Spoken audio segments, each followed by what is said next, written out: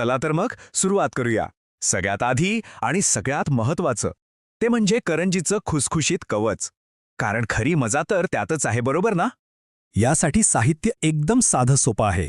आपल्याला लागणार आहे मैदा, चवीपुरतं मीठ आणि हो, सगळ्यात महत्त्वाची गोष्ट म्हणजे कडकडीत गरम तेल किंवा तूप, जे आपण मोहनासाठी वापरणार आहोत.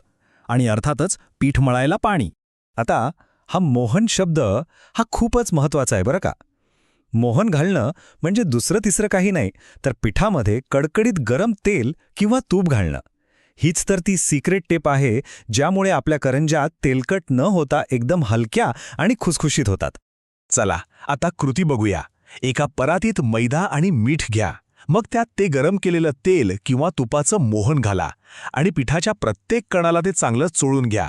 यानंतर थोडं थोडं पाणी घालत एकदम घट्टसर गोळा मळा. लक्षात ठेवा, पीठ घट्टच हवंय, नाहीतर करंजी तेल पिते. आता हे मळलेलं पीठ झाकून ठेवायचं आहे. हे बघा, पिठाला कमीत कमी 20-25 मिनिटं तरी आराम करू द्या. हे खूप गरजेचं आहे. कारण यामुळे काय होतं की पिठातलं ग्लुटन रिलॅक्स होतं, पीठ छान मुरतं, एकदम लवचिक बनतं आणि आपल्याला लाटायला खूप सोपं जातं. ही छोटीशी स्टेप आहे, पण करंजीच्या टेक्स्चरमध्ये यामुळे खूप मोठा फरक पडतो. चला आता वळूया करंजीच्या हृदयाकडे, म्हणजे तिच्या आतल्या गोड आणि खमंग सारणाकडे. याच सारणामुळे तर करंजीला खरी चव येते. सारणासाठी काय काय लागेल ते बघूया. किसलेलं सुकं खोबरं, पिठी साखर, खमंग भाजलेली खसखस आणि रवा. सोबतच कुरकुरीतपणासाठी काजू बदामाचे काप, मस्त सुगंधासाठी वेलची पूड आणि थोडा अजून गोडवा वाढवण्यासाठी मनुके. काय तोंडाला पाणी सुटलं ना? सारण बनवणं खूप सोपं आहे. सगळ्यात आधी सुकं खोबरं मंद आचेवर छान खमंग गुलाबी होईपर्यंत भाजून घ्या. मग त्यात बाकीचे कोरडे जिन्नस घाला आणि एकत्र करा. पण एक गोष्ट मात्र पक्की लक्षात ठेवा, पिठी साखर आणि वेलची पूड घालण्याआधी हे मिश्रण पूर्णपणे म्हणजे अगदी पूर्णपणे थंड होऊ द्या. नाहीतर काय होईल, उष्णतेमुळे साखर विरघळेल, सारण ओलसर होईल आणि आपल्या खुसखुशीत करंज्या नरम पडतील. ओके, तर आता आपलं कवच तयार आहे, सारणही तयार आहे. आता वेळ आलीये या दोघांना एकत्र आणायची, म्हणजे करंजीला तिचा तो सुंदर अर्धचंद्रासारखा आकार देण्याची. ही खरी कला आहे. आपलं जे मुरलेलं पीठ आहे त्याचे छोटे छोटे समान गोळे करून घ्या. त्याचे पातळ पुऱ्या लाटा.